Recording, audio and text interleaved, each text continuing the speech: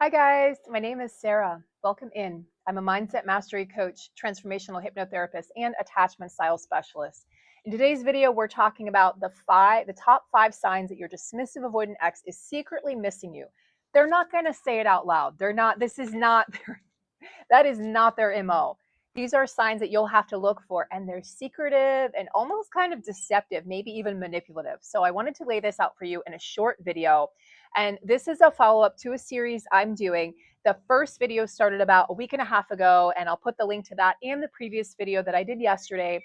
And this is a series all about your dismissive avoidant ex and what happens in the aftermath of a breakup or a divorce with a dismissive avoidant. Because let's just be real, it's confusing and it's not clear. And I know that you're here because you're looking for clarity, and that's what I am going to deliver today for you. So dismissive avoidants don't say, I miss you. That's not what they do. They're not like, I miss this person. They're not going to come out and say that. They will show it sideways. They're going to show it in their own subtle way, in a way that probably doesn't make much sense to you, may never make much sense to you. The good news is, if it doesn't make sense to you, that's a good thing, because that means that you're not a dismissive avoidant. You don't want this to make sense to you, but you want to have enough of an understanding so that you can then move on to the healing stage and the healing process. And that'll be my next series. So through random actions, they show it.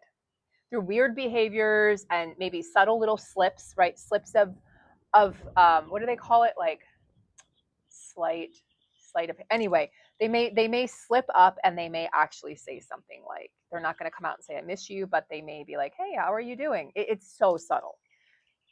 So today I'm breaking down the 5 hidden signs that your dismissive avoidant ex is missing you, even if they're pretending otherwise. And they will pretend otherwise. In fact, they'll pretend like they're totally unbothered by your absence, by you leaving, or by them leaving, or by you moving on. They're just like, I couldn't care less. Couldn't care less. So sign number 1, social media breadcrumbs, liking your old posts. You're like, what are they doing? We're broken up. So what does that tell you? A, they're stalking you a little bit, right? They might also just view you from a distance. You might find that they're viewing your stories. And this is if you haven't blocked them, by the way. But they're not actually going to reach out. Guys, we can't look at these breadcrumbing signs as signs that this is a good person to get back together with. Quite the opposite, quite the contrary, actually. This is very emotionally immature. So again, viewing your stories after months of silence, that's usually when it happens, or reacting to random photos, just like one photo, every 2 months or something. You're like, what is going on here?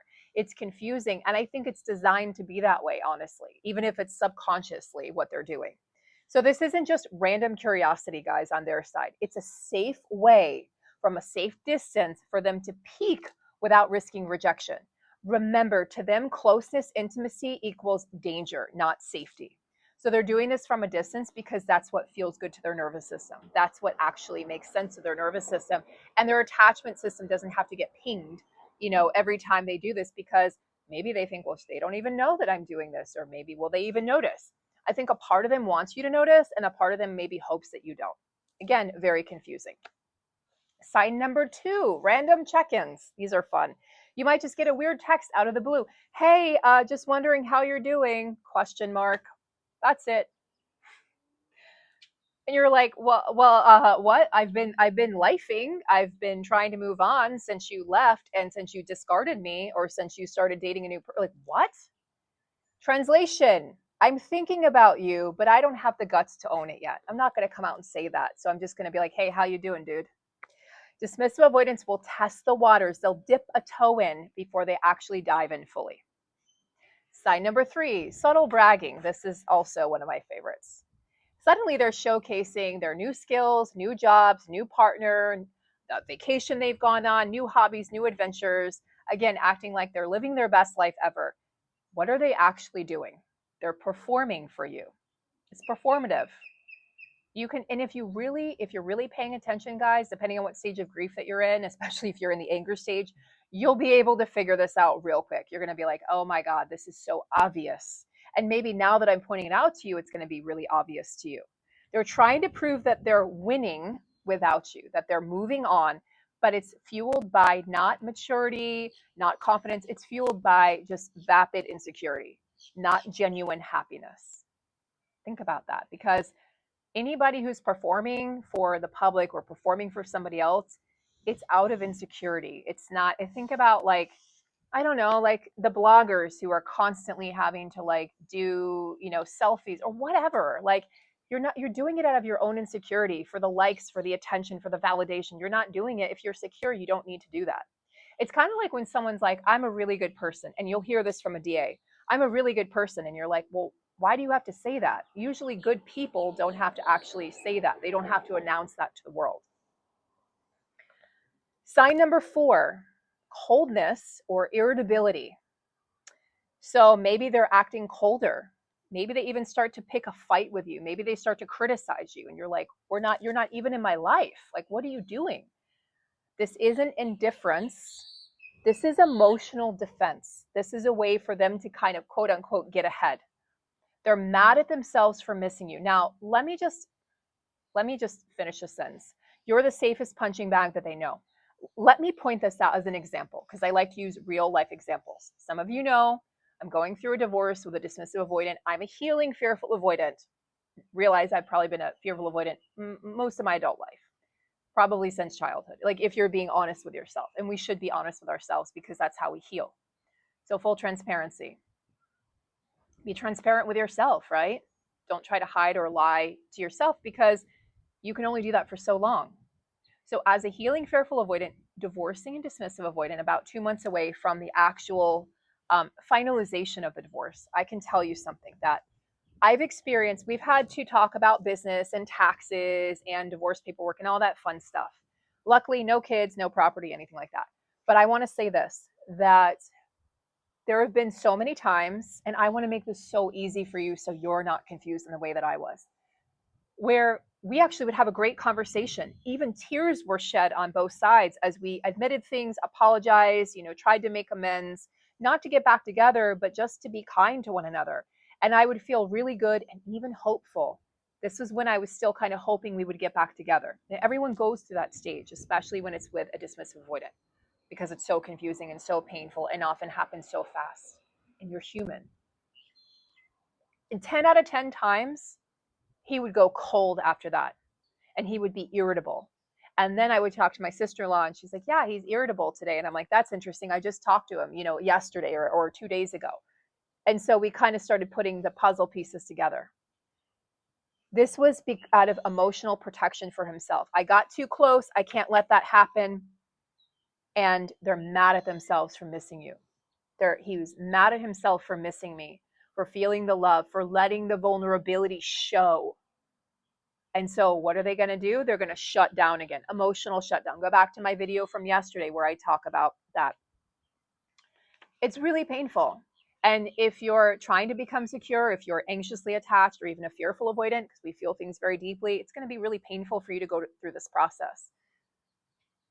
I recommend blocking this person for your own benefit, not to play games, not to manipulate, not to be mean or aggressive. This is not about emotional aggression or emotional violence. This is about you putting your needs first and realizing, hey, I need to be okay in this process. I need to be able to move forward. And I can't do that if I'm wondering if this cycle is going to happen. It's a cycle of where they may reach out, right? They may start liking your posts. They may even be like, hey, how's it going? How are you doing? And then they shut down the next day. And it's hot and cold behavior. And it's very damaging to your nervous system. That's why I recommend blocking. It's for you. It's not for them. Let's go to sign number 5, jealousy. Oh, jealousy. Nothing wakes up a dismissive avoidant faster than seeing you move on or feeling you move on. You may feel, a lot of people report feeling an energetic tie to a dismissive avoidant. I'm not really sure why that is. I think it's connected to your nervous system. I really do. But they will feel this, they will see this, they will get subtle hints of it. So if they're acting weirdly cold or distant or sarcastic or meh about your dating life, guess what? Ding, ding, ding. They actually care, and they care deeply, and it affects them deeply. And they hate that it affects them deeply. They just hate feeling vulnerable about it. They hate admitting that they feel vulnerable about you moving on. But remember, they've tried to move on at the speed of lightning, but the moment you start to move on, and you will, it's going to feel really bad to them. So I want to make something clear. Seeing them seeing these signs, rather, seeing them appear to move on, or even like watching them try to reach out or go through this process, the hot and cold behavior, kind of like a rubber band, right? They come forward and then they spring back. Doesn't mean that you should chase them. And it doesn't mean that you should get your hopes up. This is so painful, like to have to be the tough love coach. But again, I'm not the get your ex back coach. That is BS. You can't just get back a dismissive avoidant. And also, why would you want to? It was likely unhealthy. And even if the relationship was decent, if you really look back at it, there were signs, there were red flags that you missed or that you chose to ignore. So it means that they're feeling the loss, that they might be feeling or tapping into some form of regret or remorse, but they still have healing to do. You have to recognize that they still have healing work to do. Just because they're reaching out, just because maybe they're getting jealous that you're moving on, doesn't mean that, oh my God, this is a sign that we're supposed to be together, or that you put everything on you to try to get you guys back together. Don't let it get your hopes up. If they haven't done their work, they haven't done their work. You deserve a love that doesn't hide behind screens and hide behind playing games or hot and cold, emotionally immature behavior. You want a love that's safe and secure and where you can feel vulnerable and you can start to open up. So I hope this video has helped empower you. That is my goal in all my videos, to empower my viewers, whether you're a dismissive avoidant yourself and understanding that this is what you've done, and you say, you know what, I want to get help. I want to move forward. I want to be open. I want to be vulnerable. Or whether you've been affected by a dismissive avoidant in a breakup. So in my next video, I'm going to be breaking down exactly why ignoring a dismissive avoidant actually works, and how to use it to take your power back, not to get them back, but take your power back, call all your pieces back without playing games, without being manipulative. So look out for that. That'll be coming tomorrow. Remember, this is a series of videos. I'll put all the links below so you can watch all. Ideally, watching them in order would be good, but you don't have to. And for those of you wanting to work with me one-on-one, there's a website link below, as well as a link to my calendar to book a 20-minute discovery call. If you're like, you know what, I don't even want the discovery call, I want to straight up book with Sarah, then you'll bypass that kind of waiting list for the discovery call. It's not really a waiting list. I think my soonest opening for a discovery call is maybe like a week and a half out, but you can bypass that and just book a session and get right in if you want to. So email me if you want to do that and get in touch with me. And then also I have lots of exciting things coming up. I'm launching my Patreon later this week, and I'm also launching an online course coming up this summer, as well as a live course. So many amazing things to look forward to. And there's going to be all different levels depending on where you're at and what you can afford and what makes sense for you, and just really what you feel like you need at this time. So take really good care of yourselves, guys. Thank you so much for watching. And if you would, just drop a like, share, subscribe. It greatly helps the channel. Guys, even the haters, like even the people who leave the shitty comments, you're helping my channel. So thanks very much. Thanks, haters. Also, I'd like to see you out here doing the work, right? But you won't. You'll just hide behind a computer screen. Maybe that's a dismissive avoidant. I don't know. But anyway, take good care, guys, wherever you are in the world, and I'll see you soon.